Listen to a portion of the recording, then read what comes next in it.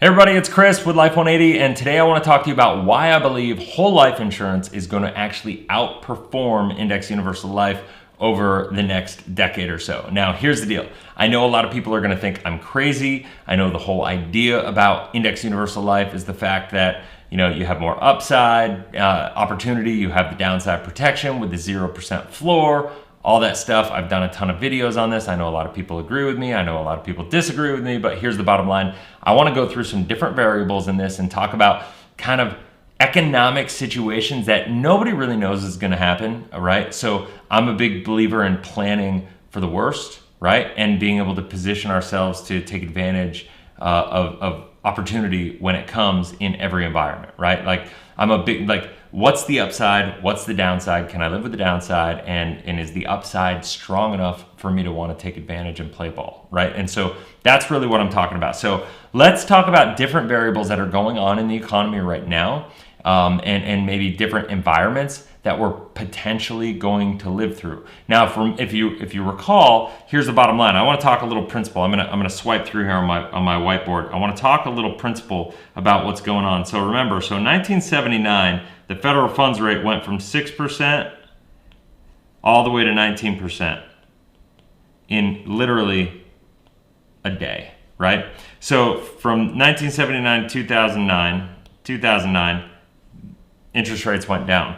From 2009 to 2020, we had QE multiple times, and now since September 2019, we've printed almost $9 trillion because of COVID. It's a disgusting number, right? And so, if you think about that, we've just been printing and printing and printing. We've been devaluing the dollar. We've been creating inflation. And if you understand the nature of Keynesian economics and an elastic currency that we have here in the United States, what's happening is that as we went in from 1979, we went up to 19%. Why did we do that? Sorry, I'm going to clean this up. Why did we do that? We went to 19% because of the fact that we had inflationary issues, right? So Paul Volcker, the chairman of the Fed, raised interest rates as a way to contract the economy, to pull inflated money out of the economy. And so I know there's a lot of people that say that we don't have inflation issues right now, but if you use the same calculation that we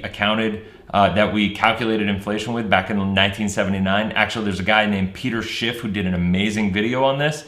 It showed that inflation was actually in the 8 to 10% range, which is crazy when they're saying there's no inflation, because we actually have way worse issues called stagflation that are happening right now, because we have increases in cost of goods that we actually need to live, but we have a reduction or stagnation in our ability to produce, right? We're not producing more, incomes are not going up, costs of goods are going up, and the problem is the whole algorithm that they use to calculate inflation is totally skewed to not take in things into consideration that really impact your everyday life as far as your plan, as far as your expenses go. So we had this negative interest rate environment, or declining interest rate environment, I should say. It was going down, it was going down, it was going down. And in this environment, what happens? Asset prices get bumped up. When interest rates go down, what does that do? It reduces interest rates on houses. It makes it so spending is better. It's cheaper to get car loans. It's cheaper to get mortgages, right? And if you understand that, what does that do? Cheaper money drives asset prices up. That drives stock prices up. And so not only that, but in the 80s, we had a reduction in taxes. Taxes went down. Interest rates went down, right? So it's a perfect environment for the market to boom. Not only that, in 1981, the 401k was created, and so that took everybody that worked for a company and dumped them into the market, right? Everybody started participating in the stock market through mutual funds and stuff of that nature, and so it's just a crazy combination of ultimately like a perfect storm that caused the booming 80s. Now, here's the challenge though. From 2009 to today, we've been living in this flat interest rate environment that is all-time low rates. We've been printing money, like I said, QE 1, 2, and 3.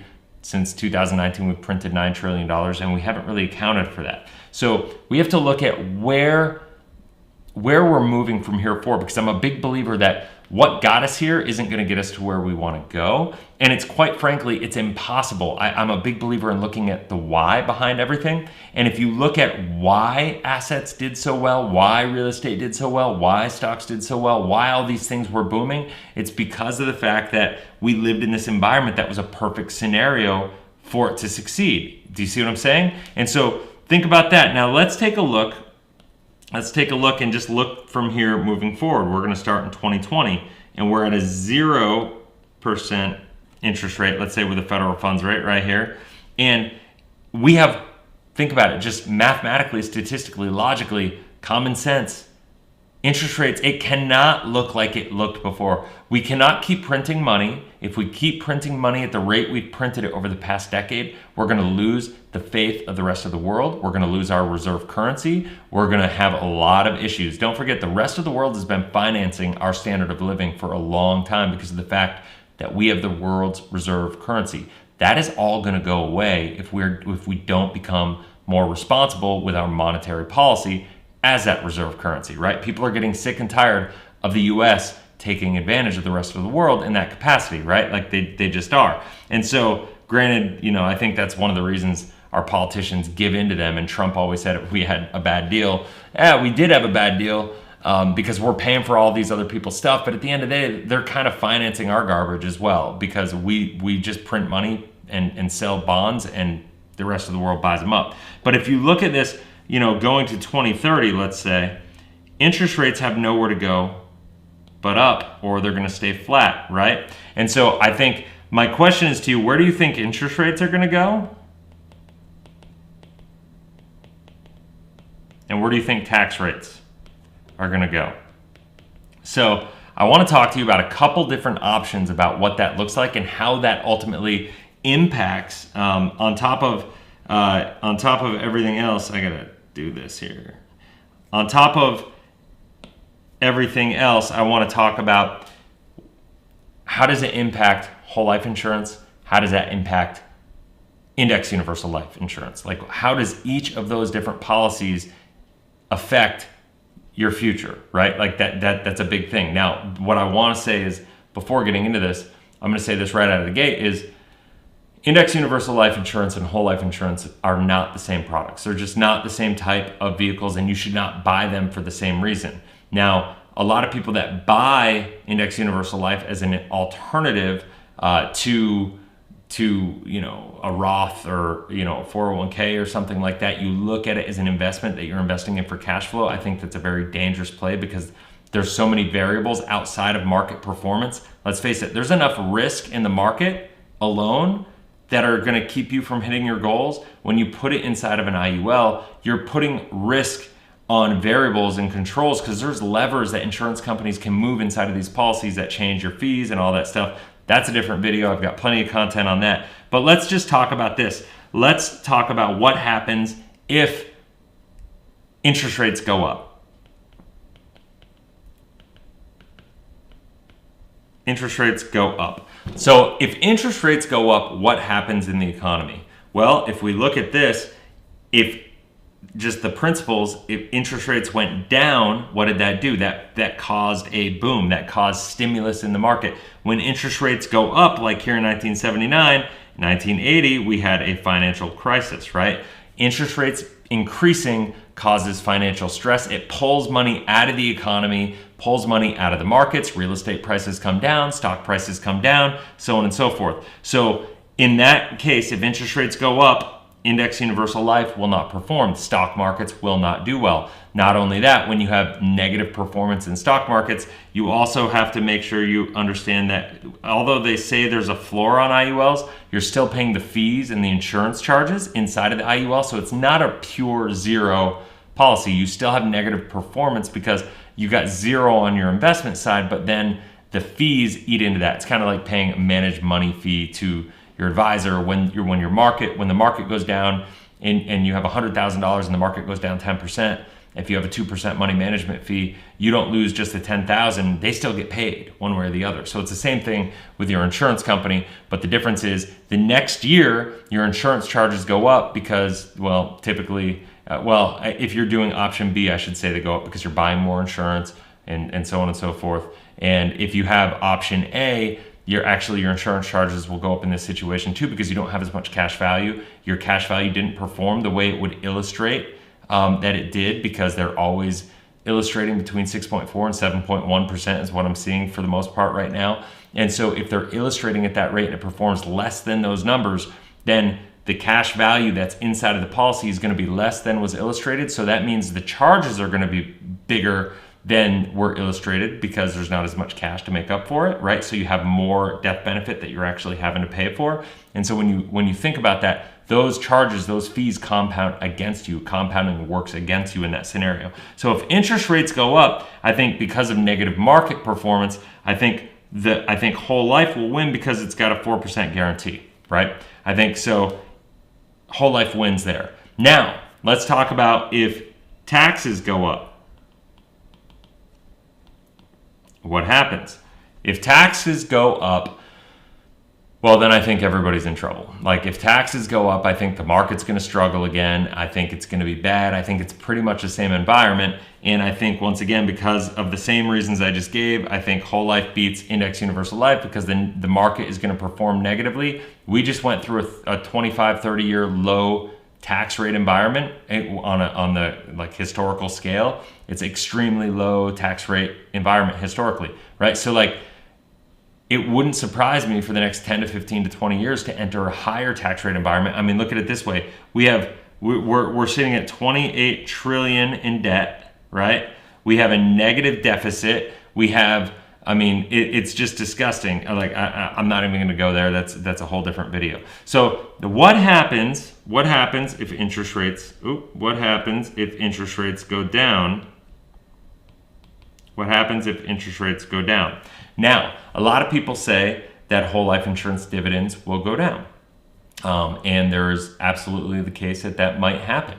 Whole life dividend rates can absolutely get reduced. Once again, there is a 4% guarantee on those whole life, on the whole life policies if you get it while you can. I know Section 7702 is changing a lot of those regulations. Insurance companies are going to be able to reduce their guarantees from between 2 to 3.75%. So if you have an opportunity right now, if you're on the fence, I would really be looking at getting a 4% guarantee loan. If you haven't yet, reach out to me if you're interested. I can talk to you about different companies that are doing different things. I can't sell you a product. I'm not licensed, but I really truly believe in this so much. If you have any questions about that, reach out to me and I will connect you with somebody that can get you access to the best policies out there that are offering that 4% guarantee and will be contractually obligated to maintain that, because it's a unilateral contract that will be in play forever. So we don't know what's going to happen, but if interest rates stay low, whole life insurance is going to perform. If interest rates stay low, even if the dividend rate comes down, they're going to be guaranteed 4%. Now, here's the deal. Index universal life, the bottom line is, if interest rates stay low, what happens? The cap rates come down. So I want to do cap rates come down. When the same way dividend rates come down, cap rates will come down. Everybody that's saying cap rates are not coming down on their IUL policies is flat out lying. I don't care who they are, they're flat out lying. I've seen almost every company out there. Anybody that has a policy that's 9 years old where the cap rate is even close, if the cap rate is 70% of what it was when you bought it, send it to me and I'll shut my mouth. But nobody's been able to do it yet because it doesn't exist. I've looked at them all over the place. It doesn't exist. And so think about it this way. When cap rates come down, this is why the problem is what it is. Let's say you have a product with a zero floor, right? And you have an 11% cap, right? So what happens is if you have a negative 10 year, right, you're protected at zero, right? You got zero. If you have a plus 20 year, you get 11%, right? So what is the average on that? The average on that is 5.5%, right? The average on that is 5.5%. But here's the deal. So that's not even at the illustrated rates. Like what they're doing with this company is they're illustrating at 6.4%. So in that scenario, you got 5.5%. Now I gave you two pretty extremes. You're taking the floor, you're taking the top. But here's the deal. In that scenario, we're gonna have a lot of ups and a lot of downs. But here's the bottom line. I think we're going to have a lot of zeros, not a lot maybe, but some lower ones. And let's say that's year 1, year 2. Let's go year 3. let's say that they go plus, we'll just do plus 20 again. That's going to get you 11, right? So, and then we'll go year 4. Let's go, let's just do another 0 here. So we'll go negative 10, and that's a 0 again. So once again, 5.5, we are where we are. So now what happens though, let's say the IUL company launches a new product, right? The IUL company says, oh, this generation product isn't meeting the needs of our people anymore. That's what they tell you, but really what they're doing is saying we want to just create a new product and market it so we can change the cap rates in this product, because what people don't talk about is the fact this is the biggest issue that I have with Next Universal Life is the lack of transparency on the cap rates. That's why every IUL agent out there in the world is going to be able to tell you, oh, we're not reducing cap rates. Look, they're still high. They're still 11% or 12% or 13% or whatever, depending if they're selling Mutual of Omaha or if they're selling Transamerica or if they're selling Nationwide. They all have different cap rates. They all have products that have these little different features. But the bottom line is, as soon as the product that's being sold to you right now, they're going to replace that product in 3 to 5 years. Almost always happens. So when they replace that product, what's going to happen? They no longer are legally required to disclose what they're changing those cap rates to. The only way that you know is if you have the product, but then it's too late. So let's say year 5, you have a big year, right? And now remember, we're still below the 6.4, right? We're below the 6.4 because we're only illustrating at 5.5. So let's just say the next year you have a negative 10 again, and you have a 0. So now we've gotten bad. So this is just 3 out of 5 years are bad. This has happened plenty of times. And I think we're entering an environment this is going to happen, right? So then year 6, guess what? You say, ooh, we have a plus 20 again. And that seems really good. But guess what? That would be really good because if the cap rate was 11%, what would happen? You'd be able to take advantage of that 11%. But because they stopped selling this product right here in year 4, they reduced the cap rate. Hypothetically, of course, this isn't a guaranteed example, but the fact is, I've seen this happen so many times, it's ridiculous, and this is why I can't stand these products. They reduced the cap rate, the cap rate in year 4, let's say it went down to 10.5, and then this year it went to 9.5, right? So now you're only going to get 9.5%, not the full 11, right? So it ends up, if you illustrate this at 6.4%, you can see you're never getting there because even at the 0 here, I don't have a calculator in front of me, but you can see that this never gets to where you need it to be, right? So in a negative interest rate environment, what's going to happen is while dividend rates go down, cap rates will come down as well because they have to, because you can't separate the performance of an IUL company from the performance of that IUL company's general fund, which is directly related to their ability to get returns from the fixed market. That's a fact. And so think about it this way.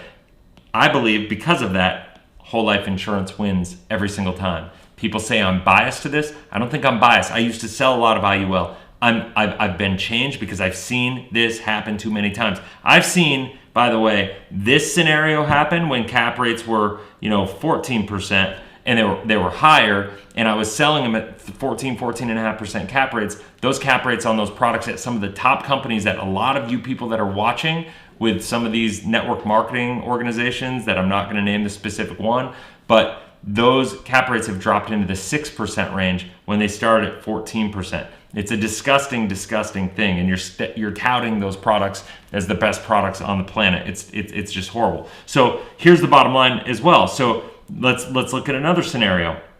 Interest rates stay down. Interest rates down. Taxes up. Guess what? This is the scenario. I know this is hypothesizing and there's no guarantees, and I'm speculating. I think somebody made in a comment before, maybe in a couple videos ago, that I'm speculating, and I get that I'm speculating here, but I think I'm a big believer we have to invest in alignment with our values. If we don't invest in alignment with our values, then we're going to have challenges, right? Like we're not going to be successful. So if interest rates go down, what do we have? We have market pressure. If taxes go up, we have market pressure, right? Interest rates go down, we have cap rate pressure, we have dividend rate pressure, we have fixed income market pressure, right? If taxes go up, it's a horrible pressure all the way around as well, and the trickle down of that. And so once again, I think you just take the reduced, like this this one and this one, right? The taxes going up and the interest rates going down. And I think whole life wins again, but it's on an amplified basis. I think actually the interest rates going down and taxes going up, which is a lot of the reasons like people like Doug Andrew were telling people they need to be buying Index Universal Life. This is the exact same reason you don't want to be buying Index Universal Life, because the market's going to perform horribly. Cap rates are going to come down. Life insurance companies at any single time can reduce cap rates. They can release and create new products, which means if you bought a product this generation, as soon as they release a new product, you're going to be just holding the paper bag, man. It's going to be horrible. And so, like, this is why I think that because of the fact that we are in this environment where interest rates, they either have to stay level with taxes going up, interest rates may go up. Let's just say they hit the long-term average of 5.5% for the federal funds rate. That will help dividends, right? But we have to raise taxes. We're $28 trillion in debt. We have 88 whatever trillion dollars of unfunded liabilities. It's just disgusting, right? I think it's almost $100 trillion. Actually, now that I say that, I'm gonna go check this out. usdebtclock.org, and I want to just take a look at this real quick. So if you look at the usdebtclock.org, let's just take a look at the real numbers. U.S. national debt is $28,244 billion, right? So let's take a look and go through this here really quickly. Tax revenue, state debt is bad, so there's tax revenue there. Budget deficit. So here's our budget deficit. So here's our tax revenues, $3.4 trillion, but we have a federal spending shortcoming by 6.7 trillion, and our budget deficit is 3.2 trillion. So look at that. We have tax revenue of 3.4 and still have a deficit of 3.2 trillion. So that means we could double the amount of taxes. Oh my gosh. We could double the amount of taxes that we have right here, and we're still pretty much in a lot of trouble. And there's no way we could double the taxes. Like Biden's idea of taking all this money and just creating more infrastructure and printing money and raising taxes on only people earning $400,000 and up, that's never going to work. I mean, there's just not enough money. It's just simple supply and demand. If you look at the total U.S. debt here, we're at $86 trillion. Total personal debt, $21 trillion. It's insane. Bank interest received, $676 billion. That's a lot of wasted money. U.S. debt held by foreign countries, $7 trillion. So we owe a lot of debt to other countries. It's just, you see what I'm saying here. Social Security liability is $21 trillion. Medicare liability is $32 trillion. Total U.S. unfunded liabilities is up to almost $150 trillion. So let's take a look at this. Before I go, I know a lot of people say I'm speculating on this one, on why interest rates will stay low and taxes are going up. Well, this screen I just showed you is why, because if you look at this, where are we? This federal funds long-term average rate, that's pretty much what would be normal in a healthy economic environment. If we raised our federal funds rate right now to 5.5%, they don't want to increase, they can't.